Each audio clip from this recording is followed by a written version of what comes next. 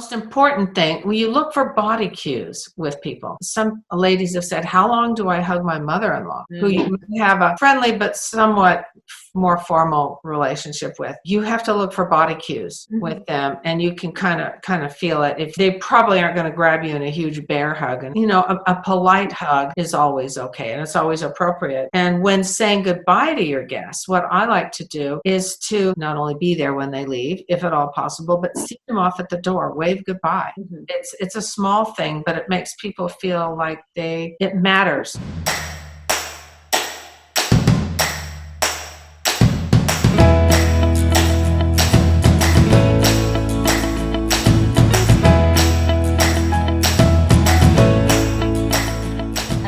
I'm Cherry Litt, and I'm so excited to be here with Dixie and Forsyth. Hi. Hi.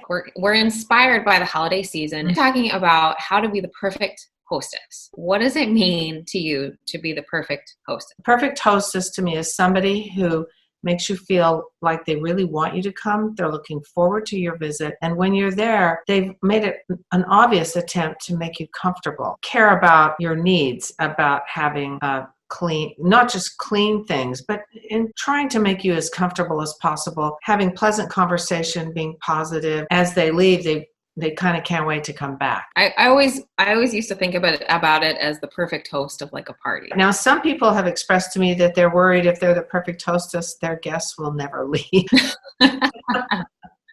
And I don't look at it that way. That could be a problem. Well, it could be, but then you have to have boundaries. But we want people to come, and we want them to be comfortable in our home, and we want them to love coming. So what are we talking about here? What tips do you have for us today? Today, we're going to talk about just 4 main areas. Number 1 is how to prepare for your guests to come. Okay. And the obvious thing that we're all going to think of, which is true, is having your home tidy. It doesn't mean you have to move out all the furniture and get carpet cleaning and everything like that, but your home needs to be tidy and clean. And that's sort of an obvious, we all know that. What we're adding here is to focus on, other than that, 2 main areas of the home, which is the bedroom where your guests will stay, or bedrooms if there's more than one, and also the bathroom that they will be using, whether they're using it by themselves or sharing it with someone in your family or even yourself. When you prepare the bedroom, make sure that the sheets are changed, not like a month ago, but like, because they will smell stale by then, even if you say they're clean. Change them either the day before or the day of. You might even consider some linen sprays. They're around all over the place, and all that does is it makes that the linens and your room smell fresher. I never really thought about it that way, but you did it the day before. If you can do that, it's so wonderful to climb into a bed of freshly laundered sheets. And we all know that. So another idea that I really like to do is have a bowl or a little tray of some kind of snacks that are like finger foods, not sticky, messy stuff. But finger foods, you could have a granola bar.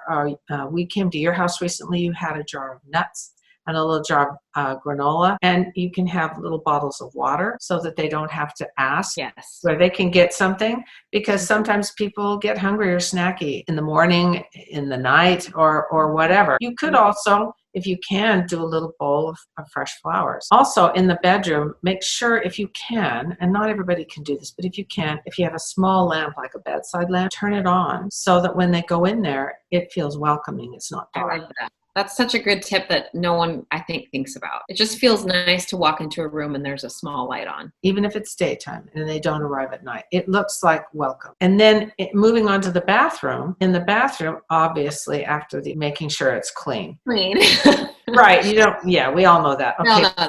You want to have towels that are not only freshly laundered, but they're in view. So your guest doesn't have to say, are there any towels? And they don't have to hunt for them.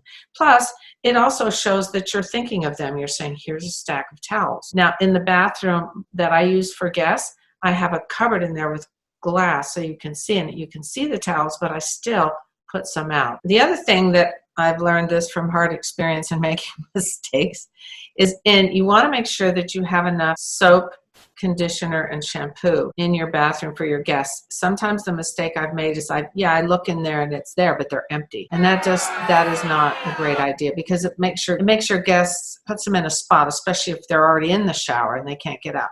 So make sure that the shampoo and the conditioner has plenty of soap in there. And if you use bar soap, make sure there's a fresh bar instead of an old thin one. and or liquid soap. Another thought that's really nice to do is sometimes people forget their toothbrush. Have a couple of extra inexpensive, they don't have to be expensive electric kind, toothbrushes and toothpaste. You don't have to have a huge stash. It's just polite. Sometimes kids forget their toothbrush. That's really common if you have guests who are children. What about the smells in your home? I know you always are very passionate about how your home smells. I get a lot of tips from you as well. When we come to your home, you always have candles burning. Really nice scents. You can have candles. You can have, especially if it's night. If it's daytime, it's nice to have the smell of food. It can be, my mother, it was always bread. There's also cookies and all kinds of things, food smells. And it's also really thoughtful if you find out from your guests if they have any particular food likes, dislikes, or allergies. Because in our family, we have I have a sister that has some very serious allergy issues. And I know what those are, so that's not a problem. But sometimes you don't know. And it's nice to ask. A lot of people have nut allergies, lactose intolerance, gluten intolerance. People appreciate that you inquire about those things. And then another idea that actually you gave me, and I think it was great, is to have, it's really thoughtful to have the Wi-Fi password, if you have one in your home. A lot of us do. Have it in the guest bedroom. And I like the idea of putting it in a cute little frame. Yeah, exactly. So you can get a lot of ideas from the way hotels do it. Now, you could even copy hotels and put a mint on their pillow if you want. There you go. Yeah. Arriving at night. And I think that's kind of neat too, if you like that. Another thing that I tend to do, and I have kids, so it's easier for me to do this, but consider putting together some kind of activity box if you have a guest coming over and they have children. I know when I worked in retail, we used to do this in our fitting room area. We had a box for women that would shop with their children. It had crayons and coloring books. And I know our guests at the time in the store really appreciated that. And so that's where I got that idea, is to have a little set area of things for the kids to do. Because when kids have something to do when you're going to someone else's house, it helps the adults to kind of feel like they can relax a little bit instead of that. We've all been there with that. Don't touch this. Don't touch this. Don't touch that. You know, when you go to a guest house and then you feel like you're constantly afraid your kids are going to break something. But having a little activity box that you can pull out for the kids, it doesn't even have to be expensive. It could be dollar store things that you get. And that's a really good idea. So their parents don't immediately think there's nothing for them to do. You could even have videos for them. Yeah. And it's important to say, hey, greet the kids and say, hey, do you want to color? I have this. I have this. Do you want to play with dolls? I have this. And I love when I come to your house, I know exactly where the toy area is, and I can open it and I can pull everything out, and I know, okay, here's my, because it's hard for parents to travel with tons of toys and tons of activities. And maybe you even check them ahead of time if you feel a little nervous about it. And the last thing to remember is seating arrangement for the dinner table, because, and you might think, oh, why is that a big deal? It may not be, but if you have maybe a couple of large people, you may not want to put them right beside each other because there may not be enough room. Ease of getting in and out for some people. If someone has a small child, you may not want to put them on the table where they're kind of pinned in back by a wall or something. Just consider how you're going to seat people when you have dinner. And making sure you have enough chairs. I know that's happened to me a couple of times where I've had people over, even not even to stay the night, just to have people for dinner. And I've miscounted the seating because of kids or whatever, what have you. And then it's so embarrassing. It is. Oh my gosh, I don't have enough chairs. It's a terrible. I have done that with family. I have done that with family. And I've thought, my math. We've all been. Now, to be fair, a little bit to myself, those are dinners where I have 14 or 15 and I might, but it's still embarrassing. Even if it's justified, it's embarrassing. Moving on to greeting your guests. When your guests come, it's important to be there, if at all possible, to greet them and not just say, hey, here's the code to get in. Let yourself in. It's important too, if you possibly can. If they're staying for the evening or just for dinner, you need to warmly greet each person, but you may not, depending on your relationship with them, you may or may not hug them. It could be a business dinner and where you just shake hands, but it's usually friends and family. To warmly greet them and thank them for coming. Not everyone does that. But I really like that. Say, thank you so much for coming. And then, of course, they usually respond with, thank you for having me. The hugs, again, depend on how well you know them. If your guests are overnight, we're assuming you probably know them well enough to invite them overnight. So you will probably hug them. The most important thing, when you look for body cues with people, some ladies have said, how long do I hug my mother-in-law, who you have a friendly but somewhat more formal relationship with? You have to look for body cues with them, and you can kind of feel it. If they probably aren't going to grab you in a huge bear hug, and a polite hug is always okay, and it's always appropriate. And when saying goodbye to your guests, what I like to do is to not only be there when they leave, if at all possible, but see them off at the door, wave goodbye.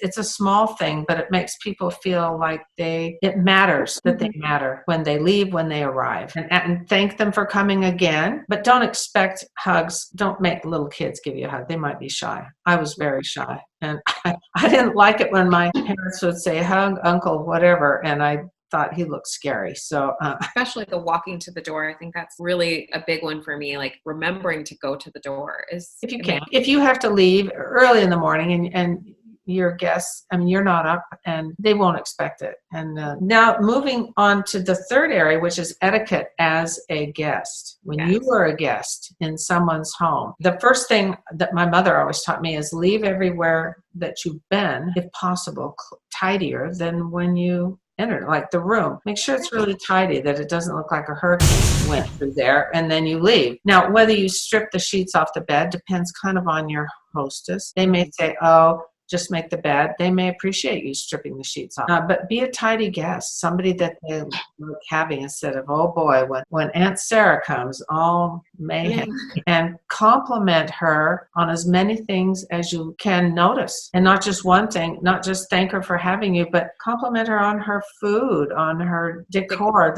The warmth of, boy, it feels really great in here. I love how warm this is. And tell her what a great time you've had. That's always very validating. Appreciating that is really important. If you can, it's also nice to bring a small gift, kind of a hostess gift. It doesn't have to be expensive. It can be flowers. Another thing you could do is, if nothing else, bring a thank you card as you leave. Thank you for having me. And it just warms the heart of the hostess and makes her feel like it was all totally worth it. Just whatever. It's the thought that you as the hostess do for your guests, and then you as the guest do for your hostess. The last area, the least fun one, how to deal with rude guests, because we've all probably usually they're relatives, right? Sometimes not. Sometimes it can be a little uncomfortable. So what do you do as a hostess? The number one thing is you must be patient and tolerant. The hostess should never allow herself to get involved in a big argument. Change the subject if you can. Well, you could do it in a humorous way.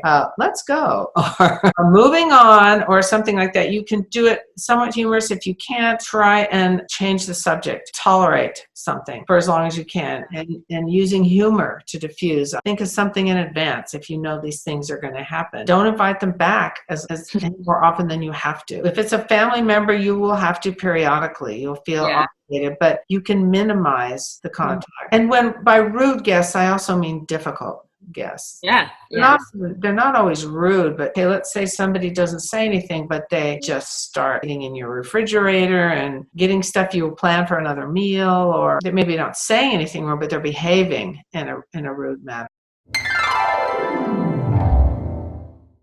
There's just all kinds of things that can happen that we've all experienced with unpleasantness with a guest. But hopefully none of you are going to be the rude guests, because you're all perfect guests. We're talking about those people that we have to put up with. But patience is a fascinating womanhood value. Who knows? Maybe they're going through a lot of stress. Yeah, I have guests that come over periodically that rearrange things in the guest room. I just don't say anything. And sometimes I try to rearrange it before they get there, to think maybe they just want things this different way, but they still rearrange things every time they come over. So even though it's hard for me, it's difficult for me to see my room being like changed, but I just let it go. It's a little invalidating. validating, but you never know why they do it. And you'll have some wonderful experiences with your family, with your friends. They will all tell others how warm and wonderful it is at your house. Well, this has been really helpful. I hope everyone enjoyed listening to all these tips. And if you haven't read Dixie's book, Fascinating Womanhood for the Timeless Woman, you